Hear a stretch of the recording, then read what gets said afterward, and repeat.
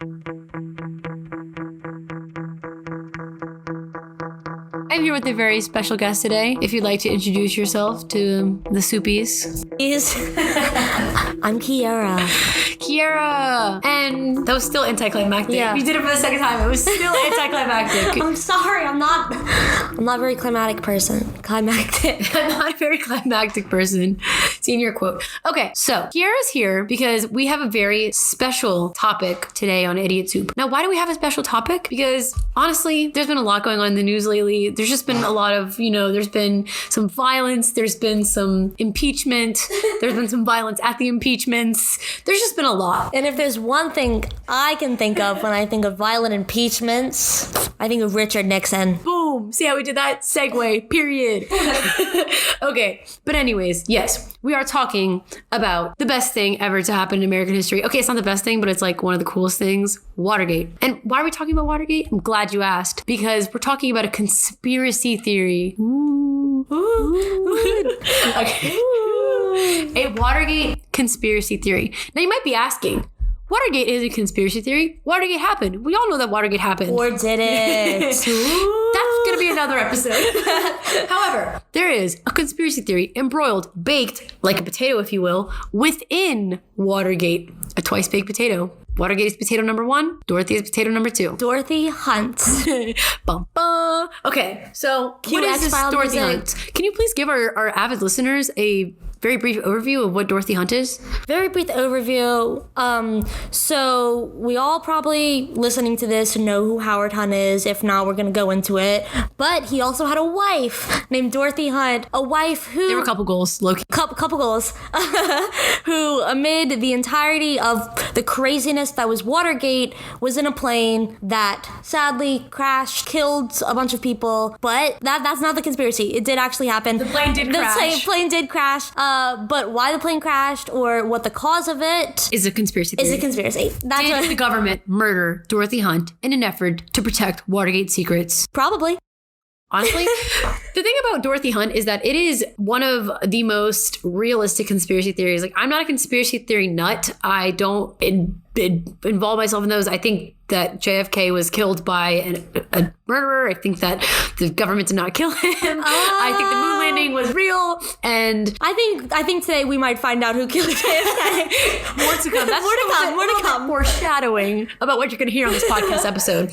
But this conspiracy theory involving Dorothy Hunt becomes so realistic when you think about all the things that happened during Watergate, when you think about all the crazy things that they did. We'll talk about Martha Mitchell later. We'll talk about some things that happened during Watergate that never even really came out. Some things that were serious transgressions on the part of the president that people ignore because Watergate was the biggest issue. And while I admit that Watergate was a huge problem, Richard Nixon got away with a lot more than he should have. So we're going to introduce this podcast with just a brief introduction into Watergate itself, because the great thing about listening to Idiot Soup is that it is politics by idiots for idiots. So if you don't know what Watergate is, we're going to break it down for you right here. We have an extra idiot today, me. We have more idiots, so it means more soup. But Watergate.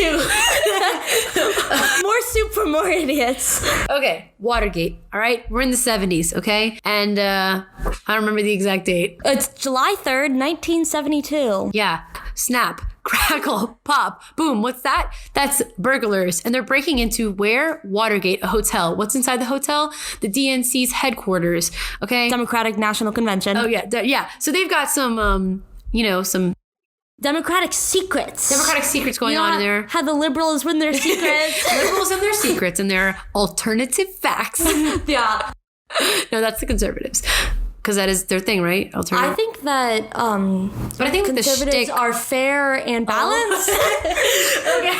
Okay. So alternative facts. So, whatever. They're breaking into Watergate, okay? And they're getting the secrets, they're getting the wiretaps, they're getting the electronics, they're getting, basically some hedge strategy that they're trying to get a hold of. And then, bam, they get caught red-handed right there. Well, actually, they're wearing gloves, so black-handed. 5 dudes in the hotel, police come, their lookout obviously was not paying attention. Yeah, that needs to get got. Yeah. He's the one that I have beef with after all this. Was he on flight 553? Whoa. Find out. Conspiracy theory?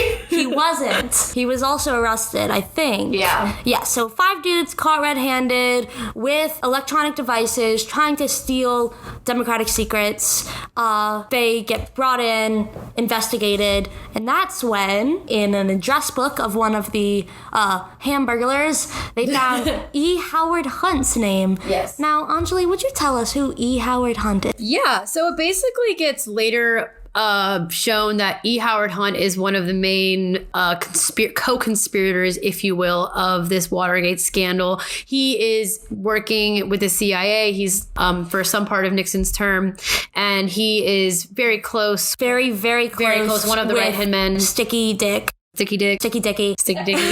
And there's like, to show that Watergate benefited him, there's money going to him as a result of Watergate. He's one of the guys on the payroll. It's those 5 people, and Howard Hunt's mothers, and like Sloan. And so, yeah, he's basically very involved in Watergate. He's there at all of the trials that are going on. He's later gets indicted and I think serves prison time. So he is, involved in the Watergate thing. And he has a wife, Dorothy Hunt. Good on him. Mazel tov. Yeah. Pause the seriousness of the podcast for a moment to appreciate that they really are goals. They're a CIA. I mean, what a CIA couple. When I say I want a political power couple, that's what I mean. I want the very power. The Hunts. Our operative power couple. Yes. We don't know Beyonce and Jay-Z. We don't know Kim Kardashian and Kanye West. We only know Dorothy and Howard. Dottie and Howie Hunt. Dottie and Howie. Yeah. They met in Shanghai, both CIA operatives, and that's what I'm trying to be. Yeah. Then they both, got involved with a pretty corrupt GOP. Yup.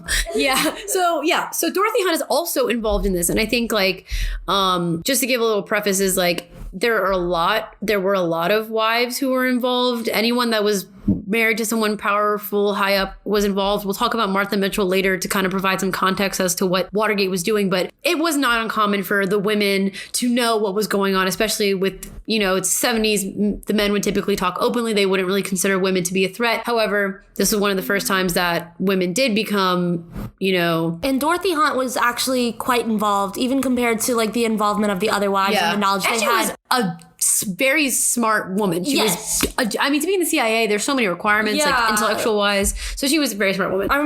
In Paris, I remember she was a liaison between the American embassy and a CIA front. She was she was smart. She was politically active and involved. But poor old Dorothy got wrapped up in something much bigger than the CIA. I know it's crazy to believe that, but she did get involved. Something bigger than the CIA.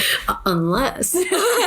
But yeah. A conspiracy on top of a conspiracy. We're going to do every conspiracy day. She did get involved in Watergate. And basically, I'll tell the story again of how I became convinced that the CIA killed Dorothy Hunt. And it's because A, I have been watching a lot of BuzzFeed Unsolved that week. And B, I was reading All the President's Men, which, by the way, is the best book ever in the entire world. If you have not read it, I highly suggest you read it. If you're illiterate, go watch the movie. I watched the movie. The book is better. It was good. The movie was good. But the book is better. But anyways, so I'm reading the book. And they're literally putting the 5 burgle men on trial. And they're talking about how Howard Hunt is so distraught at this trial. Why? Because his wife, Dorothy Hunt, had just died in a plane crash. And I'm like, dude, everyone knows the number one way to assassinate someone is to kill them in a plane crash. So I'm instantly convinced that the CIA killed Dorothy Hunt. So is plane crash the number one way to assassinate someone? Yes, because, and let me tell you why. Because when you kill someone on a plane crash, they have such a hard time pinpointing who the actual victim is, which is what I will get into when I talk about Flight 553. And that is what we call a transition.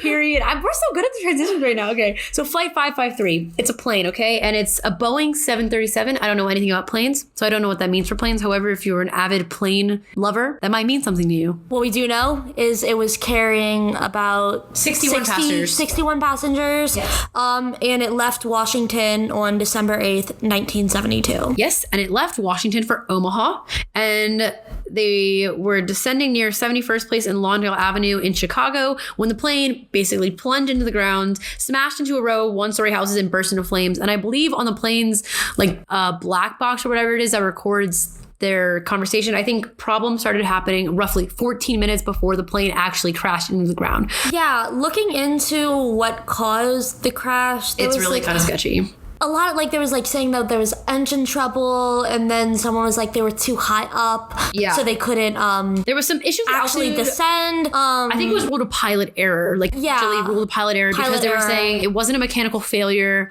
and there was nothing wrong with the plane. So, yeah. So, like I said earlier, with the issue of being unable to determine who a victim is when someone is killed, assassinated via plane crash. I'm acting like this happens all the time. It really does not. That we know of. The government's hiding from us. But there was a lot of, I mean, this plane is leaving from Washington. There's a lot of prominent, powerful people on there. There is a Representative George W. Collins, a Democrat from Chicago, who's very prominent. There is one of the execs from the El Paso, like, oil companies. So there's a lot of really prominent people on there, which is why I think Dorothy Hunt kind of got swept under the rug. She was kind of an afterthought. She's just the wife of someone who's important. Yeah. So Dorothy Hunt, smashing the patriarchy one scandal at a time. Yeah. So all is said and done, people kind of don't really turn their attention towards Watergate until enter Sherman. Yes. Sherman. Okay, so his name, what's his last name? Sherman Skolnick. Skolnick. Yep. Skolnick. He was a private investigator in Chicago and also, as we found in our research, an anti-Semite, but that's neither here nor there. So you can still expose people if you're an anti-Semite. Yeah, but he... let's be honest. The government at this point... Notice, just a little P.S. Idiot Soup does not promote anti-Semitism. Yeah, we'd like to strongly declare that we do not support anti-Semitism. All right. So pretty much when you think of Skolnick, it has like a C in... Okay. Skolnick, think like crazy conspiracy talking, like madness kind of guy. The kind of guy who every time he sees someone die on news, he thinks that the government has to be involved. However, I will point out that in my research of Skolnick, I found that he did have some hits. He was not always missing. He was not always. No, absolutely not. In 1969, he pointed out this massive corruption of federal appeals judges. It basically led to the government prosecuting the former governor of Illinois and a federal appeal judge for bribery, perjury, and extortion. And when the first time that Skolnick said all this was going on, the media called him a liar. They called him a nut job. They called him a kook. So he's been through all of this before. So he's just a very persistent character, and it's important to note that not everything he says is a nut. He's not a nut job. He's not a Lyndon LaRue type character. But whether or not you think that this actual conspiracy theory holds weight is to be handled on case by case basis. But yeah, the thing with he just overreaches. Yes, which we will definitely get into. We will show you some overreaching.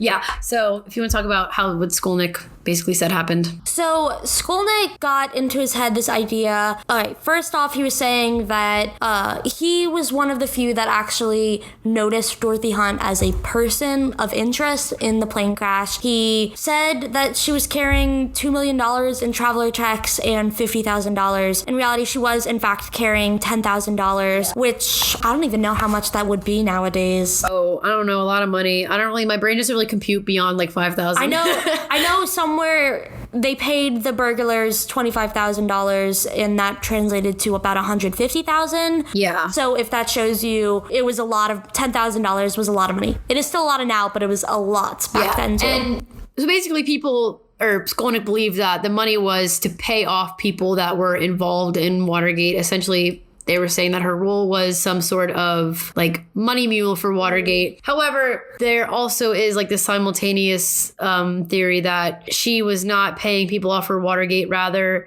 she was intending to blow the lid wide open on Watergate. Yes, that she was going to be like her and Howie were out there. Howie baby. Exposing icky dicky left and right. And the money was just supposed to be insurance for her. Yeah. Yeah. And but Howard Hunt did say that he was going to expose Watergate and all of its scandals. There was someone who testified in Congress during the Watergate hearings to that truth. And I think he requested the sum of $72,000. However, Skolnick said that he requested millions of dollars. Yeah. Skolnick has a tendency to over-exaggerate things. He said that there was a hitman placed on the plane. Yeah. Like a literal hitman. I don't know. So that leads me to question, was the plane crash the actual form that Skolnick believed? crashed just lucky. The plane crash was lucky. The reason the FBI and the CIA got involved was to get the hitman's body out. Yeah, and it had nothing to do with the plane crash. They needed to get the hitman out. That was just a stroke of luck. They're like, oh gosh, thank you.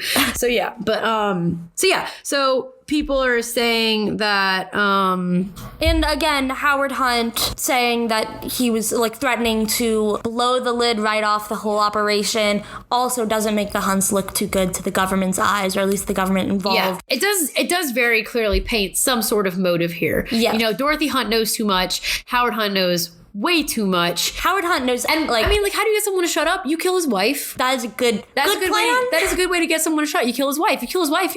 He's not gonna mess with you. Yeah. I mean, he might Machiavelli this girl and go crazy and get a little mad, but if you kill someone's wife, I think for the most part, they might be inclined to think that you're serious. Anyway, so Skolnick said that the flight was tampered with and that the tampering had been covered up by the U.S. government. So it is his formal charge that the U.S. government is the reason Flight 553 went down. And I think like the total count that when Skolnick's independent, air quotes, opening air quotes, independent investigative service group, whatever, close quotes, went through, they said that there was about 12 people that were connected in some way, shape, or form to Watergate. That flight. If you want to talk about one of the people on the flight, the journalist that you were talking about. Oh, yes. One specific person was CBS news correspondent Michelle Clark. And this is what's kind of sketch. Like, whether or not this was a whole, we need to get the people on that plane, like, out of our hair kind of thing. It was Michelle Clark allegedly had spoken to some of her confidants prior to the flight that the Hunts, or specifically Dorothy Hunt, was going to spill about Watergate per se, tell all of the information she knew. That's why she was going closer to Dorothy Hunt. So that also adds on to this is sketchy. No, and then so I want to talk about what happened after the flight actually crashed, because I think that is the most damning evidence for the conspiracy theory. I think some really, really, really weird things happened at the scene, and then also in bureaucracy after the flight itself crashed. So here's just a little quote, and there are pictures of these, and I will put them on the website, idiotsouppodcast.com, under the sources tab. But the government could write a book on how to look the most conspicuous when covering up an assassination. Yeah, no, for real. So the actual investigation, like the FBI or whatever, whoever showed up, and the people from the National Transportation Safety Board didn't show up right after the plane crash, obviously because it's a plane crash. No one knows that a plane crash is going to happen. So they weren't immediately there. But here's what it says. It says, witnesses living in the working class neighborhood, I like how they specified working class, in which the plane crashed, said that moments after impact, a battalion of plainclothes operatives in unmarked cars parked on streets pounced on the crash site. And I'll show you the picture on the website, but if you're not going to look at it, it's basically, it looks like they're like people that are pretty much dressed in like all white, going in there and taking stuff out and like going through there. They look like they're doing like FBI work, but they're in unmarked cars. They're not dressed up in FBI outfits. And they weren't letting anyone else get close. Yeah. So that was really sketchy. That to me was some like, I don't know, I felt like I was living in a Black Mirror simulation reading that. I was like, are you seriously kidding me? And no one believes it's a conspiracy theory. However, I might be converted. I may now be a conspiracy theorist. I might be sounding crazy. Who knows? But that was really weird. And the FBI came in later. But I think that also, there was one of the wives of someone who died on the plane crash, and I cannot remember who it was saying that, the wife of the executive for the El Paso oil company was saying that her husband said that he had like, quote, like time sensitive information on the flight, and she was asking for his briefcase back with the document. She was asking for his briefcase after the flight, and it never got back to her. So if there's things that are going missing during this investigation, I think maybe these unmarked men that are dressed like Minutemen from Disney Channel might have something to do with what's going missing. And maybe I'm not one to believe Sherman Skolnick's $2 million claim that she's had $2 million in traveler's checks, but if they went missing, this could be a very... And then Skolnick also claimed that she had documents that would like lead to like Nixon's like showing Nixon involvement, impeachment, something like that. Yeah, so I think that in and of itself, the fact, I mean, that's just weird. Like if you'll see that, you have to see the picture. It's just weird. Yeah. It looks something's off. Anyways, so like I mentioned, again, there's also a lot of weird stuff going on bureaucratically and in the government. So, literally the day after the crash, like 24 hours after the crash, the White House announced that I don't know how to pronounce his name, Egil Krog Jr. Sounds right to me.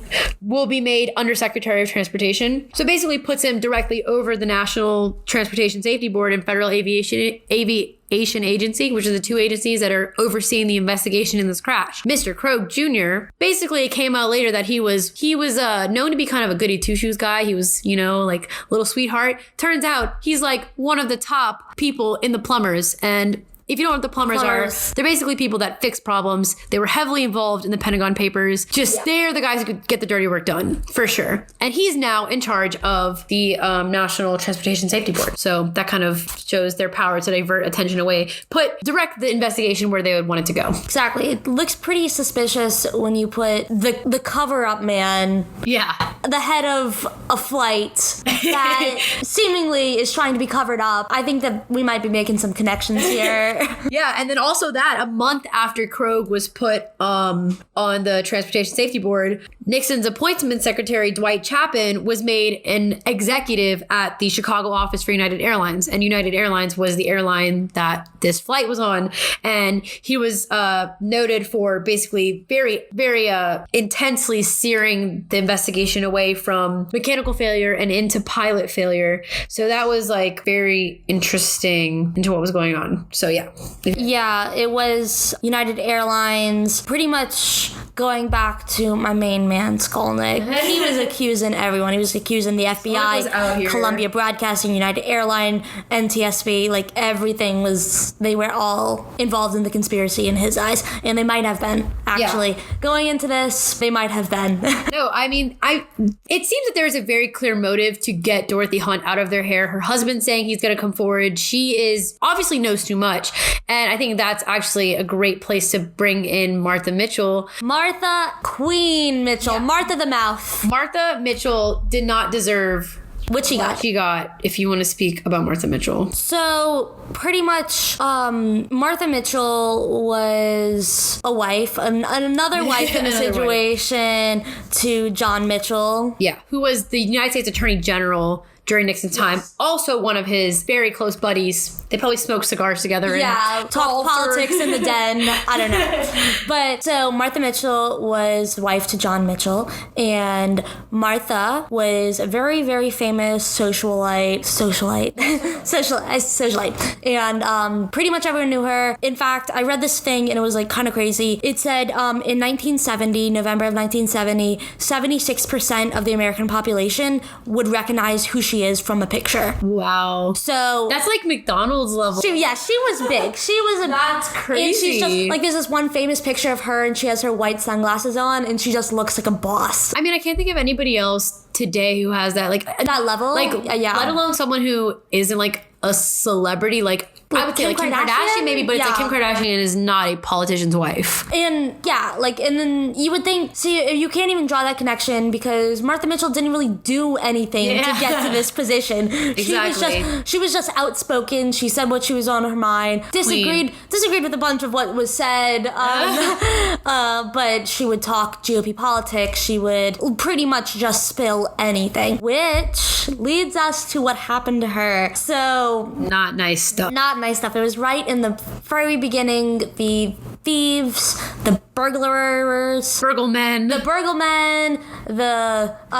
were caught, and so John Mitchell had to get back to Washington. He had to get everything. They were in California at the time, I believe. And so he was like, oh, honey, no, you stay here. I love you. Mistake. Yeah, you stay here. I love you. Get some sun. This is the plot to Home Alone. Yeah. And instead, he left his bodyguard. Don't remember his name. I call him Big Boy. I remembered his name for a while. I did. But we have been here for a bit. So his bodyguard, Big Boy, Big Boy was left, and he pretty much was like, keep an eye on her. Don't let her find out about Watergate. He didn't call it Watergate, but he was like, don't let her find out about the break-ins, about Nixon, nothing. Because I think it's important to note that there was like big mention of like these men would, they would eat their cigars. Yeah. They would eat them or smoke them. And they would talk on the phone at night in the parlor, and their wives would hear everything. Their wives would literally hear everything that was going on. So for a scandal in which so much of the dirty business was done over the phone. Not to mention, Martha Mitchell, she wasn't a dumb woman. Oh no, She was smart, and especially like her husband was in the CRP. Yeah. And one of the break-in, like of the 5 men that were break-in, one of them was her daughter's bodyguard. Yes. One of them was the security director of the CRP. He knew she was going to make connections. There was obvious, he was like, my wife is going to know this, and my wife will spill because she has a big mouth. Yes. I mean, she's a queen nonetheless. Like someone else we know. So what happened was she was kept in the hotel room and pretty much held hostage. Yeah, at one point she reported that she was being drugged. Like they forcibly drugged her because she was kicking, she was screaming, she was doing, imagine being held hostage in your own house. Like that's probably one of the scariest situations. Yeah, it wasn't even her house though. It was their hotel room. Yeah. But she had nowhere to go. She the big boy was guarding the door. He ripped the phone cord out. There were multiple men ended up coming for security. There was one thing that I read that was like she was accosted by 5 men. Yeah, no, I read it. Yeah. Accosted probably meant that beaten severely. Yeah. And that in and of itself is scary enough to think that the government would play some hand in, holding a woman hostage in her own, room for several hours. But then what comes after that is even just as scary. And that's a smear campaign. Oh, yeah. So obviously, if Martha Mitchell was just held hostage in a hotel room for a couple hours, what's she going to do as a socialite, as mouthy Martha? She's going to pick up the phone and tell somebody, right? Wrong. Because the federal government starts this gigantic smear campaign. They call her an alcoholic. They accuse her of doing, other unsightly things. They basically try to make her a social pariah in the efforts of keeping Watergate under wraps. Yeah, so Martha she connected the dots. The dots were connected. And she was going to expose Watergate in the beginning of the burglars were still being on trial. It wasn't even connected to anything Think about yet. how different the Watergate story would be if Martha had been, She saw the paper and she immediately thought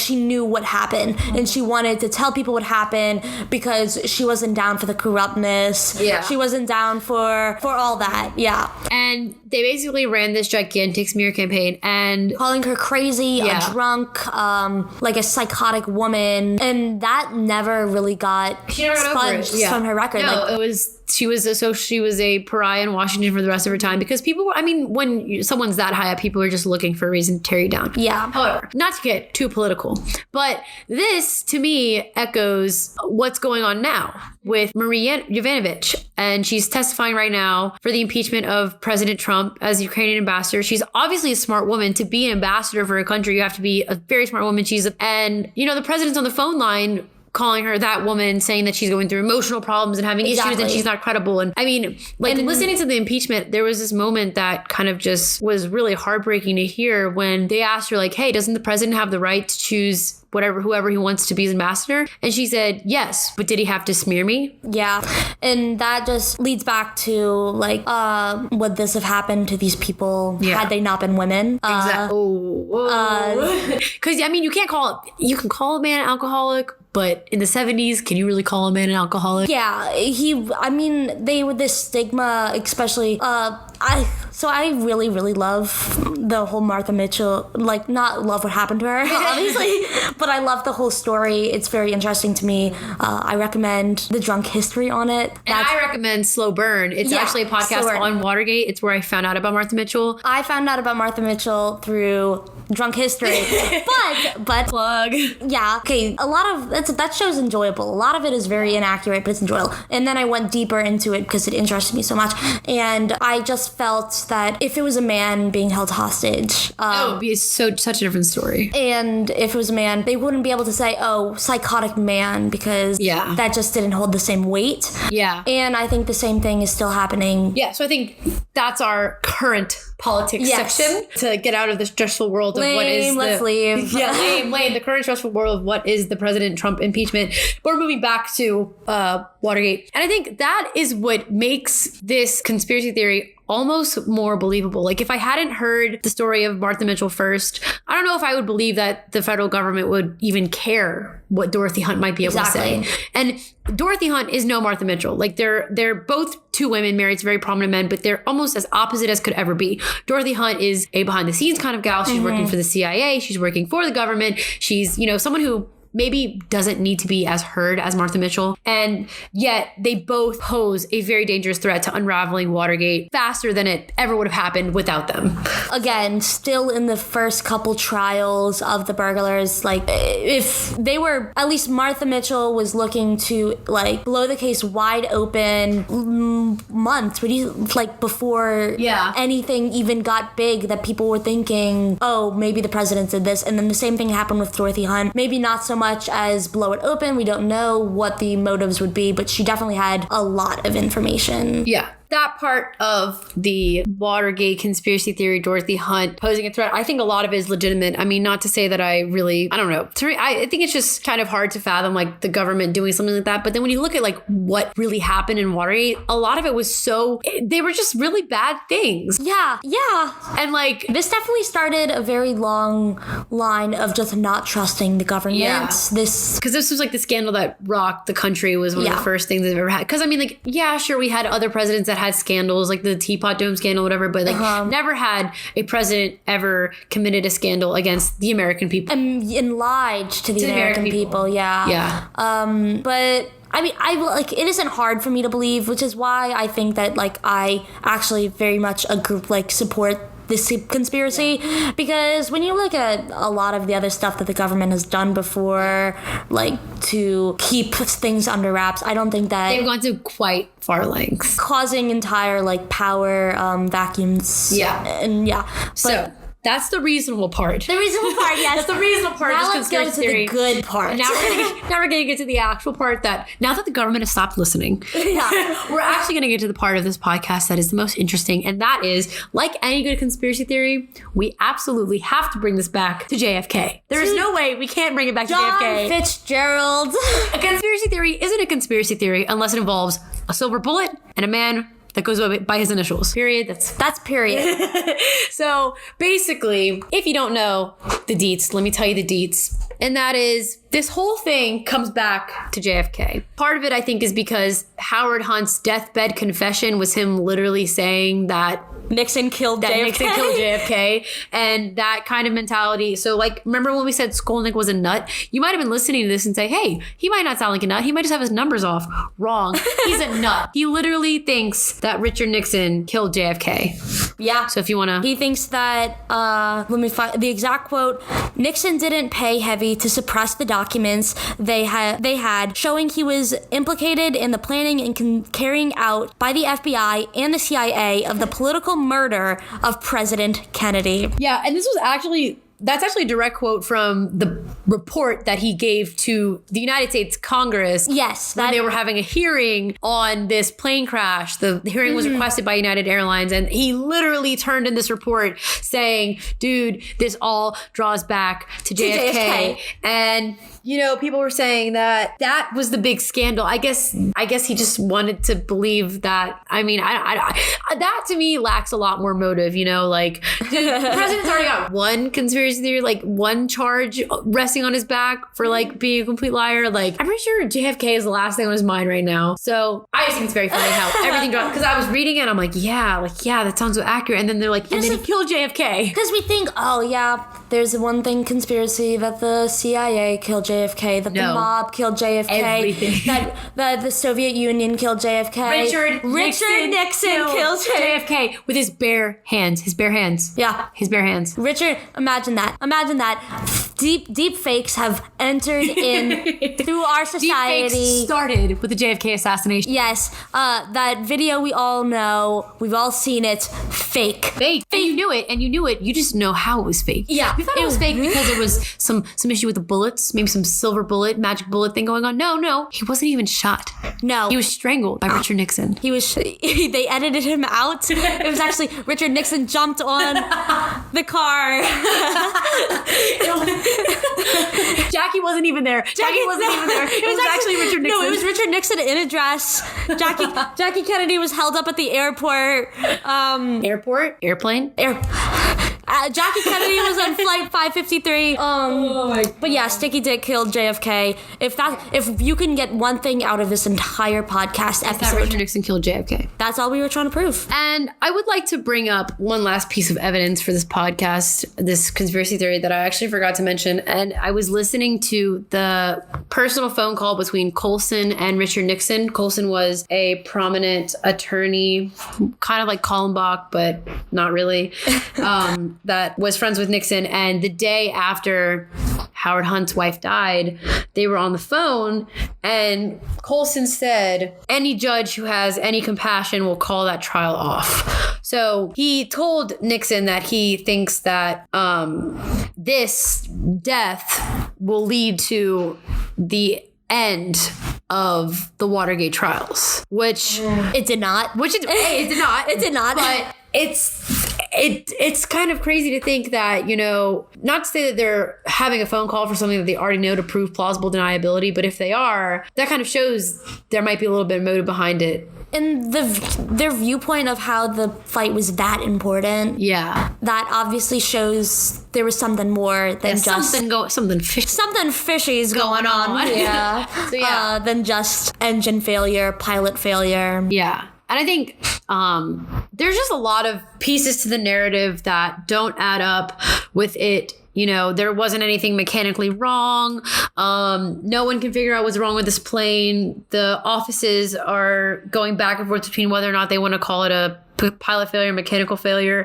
They're switching the heads of transportation and they're changing out offices. I think it just is very fishy. I think a lot doesn't add up. And I think that this is a very realistic conspiracy theory, if I've ever seen one.